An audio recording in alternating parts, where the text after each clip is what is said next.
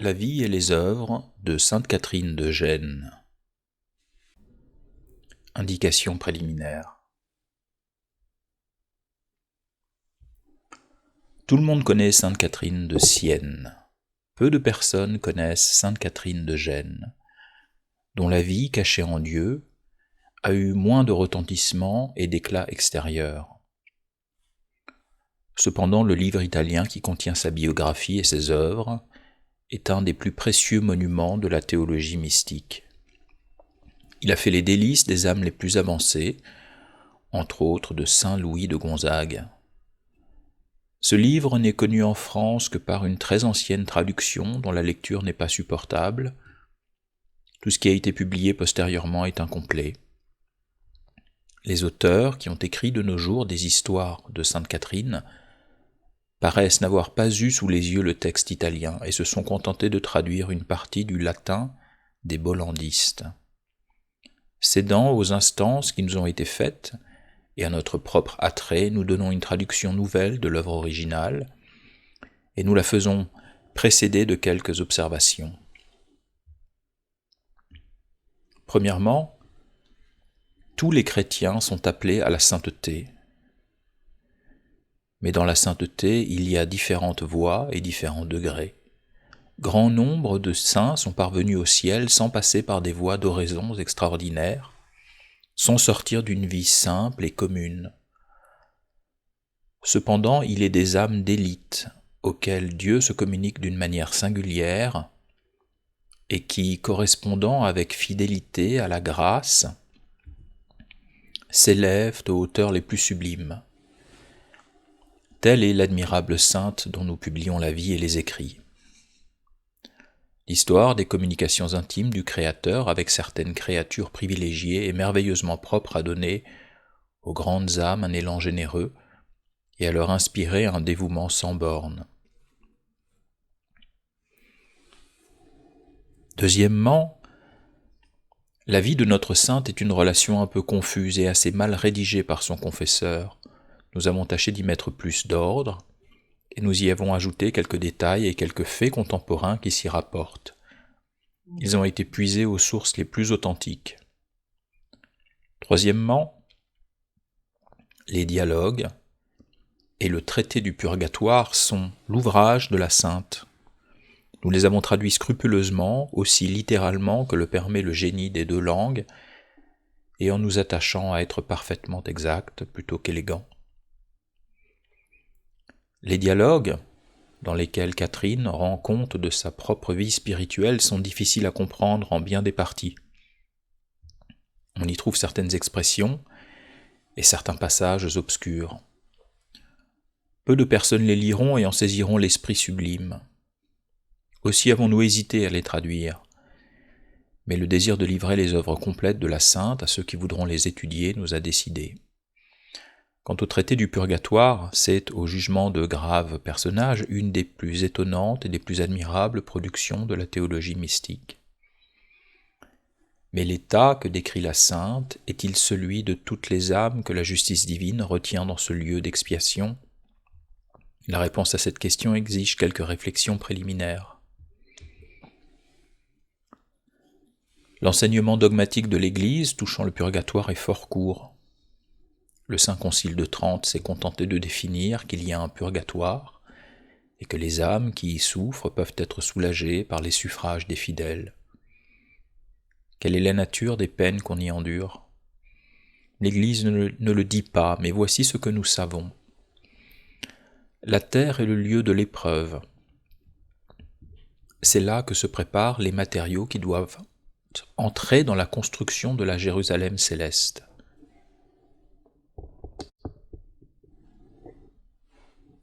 Or, pour le palais du roi des rois, il ne faut pas seulement les pierres dont on bâtit les murailles, il faut aussi des diamants et des perles pour l'ornement et la décoration du lieu saint. On ne taille pas les diamants comme on taille la pierre ordinaire. De là, les opérations diverses par lesquelles Dieu prépare les justes en ce monde. La place que chacun occupera dans le ciel est fixée irrévocablement au moment de la mort.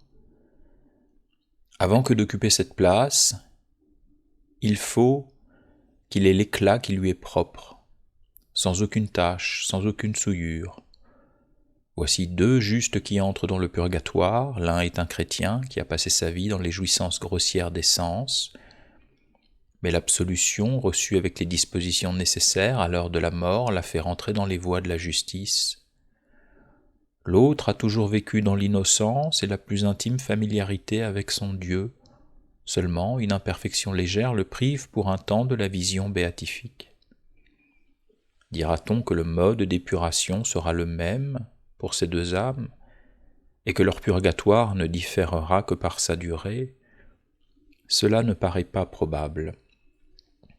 Pour enlever d'un vêtement une boue épaisse, on n'emploie pas le même procédé que pour ôter un grain de poussière qui s'est attaché à une glace polie. Cette explication nous a semblé nécessaire pour faciliter l'intelligence du traité de Sainte Catherine. La plupart des chrétiens croient qu'il y a dans le purgatoire des peines sensibles. Et c'est ainsi que les prédicateurs en parlent communément dans les chers. Notre sainte ne contredit point cette idée. Elle parle d'une purification spéciale pour certaines âmes, mais sans exclure les autres. L'âme dont il est question dans son traité est un diamant, déjà taillé avec un soin merveilleux, et dont le divin artiste enlève une dernière tâche, avant d'en faire un des plus précieux ornements de son palais. Quatrièmement, on trouvera çà et là, dans cet ouvrage, des expressions dont il ne faut pas urger le sens. Sainte Catherine représente une âme aussi étroitement unie à Dieu qu'elle peut l'être sans être Dieu. Mais elle n'anéantit pas l'individualité, le sentiment de la personnalité. Elle ne fait pas du panthéisme. Elle exprime la doctrine de saint Paul. Ouvrez les guillemets. C'est en lui que nous sommes, que nous avons le mouvement et la vie. In ipso vivimus, movemur et sumus. Fermez les guillemets. Celle du Sauveur lui-même.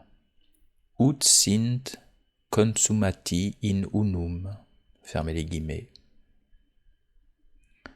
La doctrine de la Sainte a été approuvée par les autorités les plus hautes et les plus augustes, par le jugement du Saint-Siège et par la sacrée congrégation des rites. Baillet a cependant osé affirmer qu'on trouve dans les écrits de Catherine les erreurs des modernes quiétistes. Il attribue à la vérité ces prétendues erreurs aux biographes de la Sainte et non pas à la Sainte elle-même.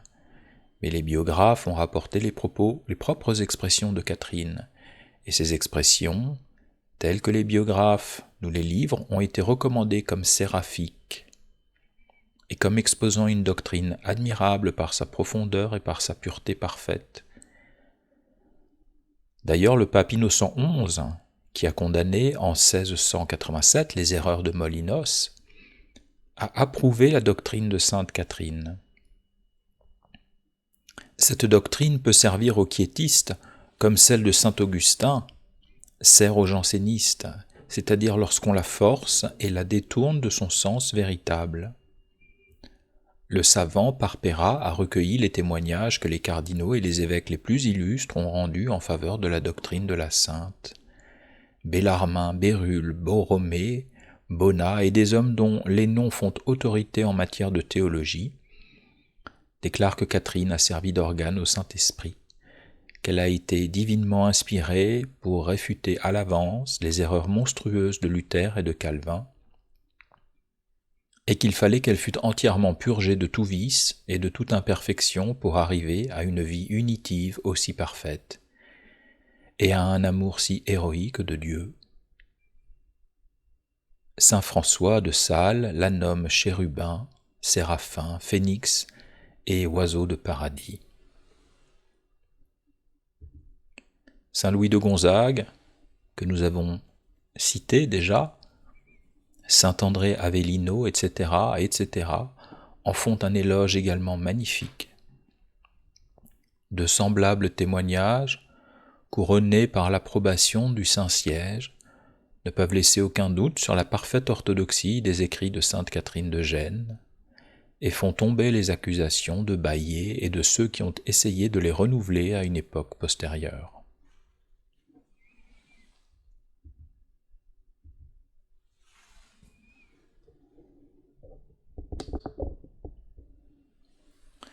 Indication des sources. Sainte Catherine a écrit elle-même. D'après l'ordre de ses directeurs spirituels, l'histoire des grâces singulières et toutes exceptionnelles dont elle a été l'objet. Cette merveilleuse histoire est consignée dans le traité du Purgatoire et dans les dialogues entre le corps, l'âme, l'amour-propre et notre Seigneur Jésus-Christ. Les dialogues sont divisés en 3 parties. La première contient 21 chapitres. La sainte y représente l'âme et le corps se mettant en voyage en compagnie de l'amour-propre. L'âme ne tend qu'aux choses célestes, mais séduite par le corps et l'amour-propre, sous prétexte de nécessité, elle est entraînée peu à peu aux illusions et aux plaisirs du monde. Puis Dieu l'attire à lui, la convertit, et elle se livre à la pénitence la plus austère. La seconde partie renferme 11 chapitres. Sainte Catherine y décrit le progrès des vertus et la façon dont l'amour divin dépouille les âmes qui lui sont dévouées. La troisième partie, divisée en 14 chapitres, traite des effets surprenants de l'amour et de la souffrance, de la satisfaction et du tourment, dans une âme qui aspire à être tout à Dieu et à se purifier des tâches et des imperfections qui la tiennent éloignée de ce bien suprême. Les œuvres de Catherine ont été publiées plusieurs fois. L'édition la plus complète et la plus exacte est celle qui a été imprimée à Gênes en 1737. Elle est précédée d'une histoire de la sainte rédigée d'après les pièces contemporaines les plus authentiques. C'est sur cette édition, devenue fort rare, que nous avons fait notre traduction. Plusieurs biographies de Sainte Catherine ont été écrites pendant sa vie ou immédiatement après sa mort. Parpera les cite dans sa Beata Catharina Illustrata. La plus ancienne est celle que rédigea Cottaneus Marabotti, prêtre génois, directeur de la Sainte. Son œuvre fut continuée et achevée par Hector Vernaccia, fils spirituel de Catherine. Ces diverses biographies ont été souvent éditées et traduites en plusieurs langues dans le cours du XVIe et du XVIIe siècle. Mais aujourd'hui, elles sont à peu près oubliées et Catherine de Gênes, l'une des plus grandes gloires de l'Église catholique, n'est plus guère connue que de quelques théologiens mystiques. Les bollandistes ont publié les actes de la Sainte dans le tome 5e de septembre sous la date du 15 de ce mois. Les vies qu'ils donnent sont parfaitement d'accord avec les plus anciens manuscrits. Leur commentaire préliminaire est à proprement parler une biographie complète, rédigée d'après les pièces contemporaines. Ce commentaire est suivi d'une histoire de Sainte Catherine tirée du procès de canonisation. Les actes du procès, les miracles et tous les faits relatifs au culte de la Sainte y sont rapportés. L'auteur de ce beau et consciencieux travail est resté inconnu. On trouve quelques détails intéressants sur Catherine dans les écrits de son contemporain Auguste Justinien, né à Gênes en 1470 et qui fut évêque en Corse. Ce célèbre prélat déclare que Catherine de Gênes égalait en vertu son homonyme de Sienne, et il fait l'éloge le plus complet du traité du Purgatoire. Il ajoute que les reliques de Catherine sont déposées au grand hôpital et que le corps est resté flexible et n'a subi aucune décomposition, bien que 25 années se soient écoulées depuis le moment de la mort. Justinien écrivait en 1535 et la sainte était morte en 1510. Son témoignage est parfaitement digne de foi. Et il s'accorde en tout point avec la première biographie imprimée qui parut à Gênes en 1551. Hubertus Folietta, dans son éloge des Génois célèbres, François Sansovino, dans son histoire de l'origine et des faits des plus illustres familles de l'Italie, et Jérôme de Marinis, dans sa description de la République de Gênes, parle longuement des deux familles auxquelles sainte Catherine appartenait par sa naissance et son mariage. Nous avons consulté ces différents auteurs. Fin de la partie préliminaire.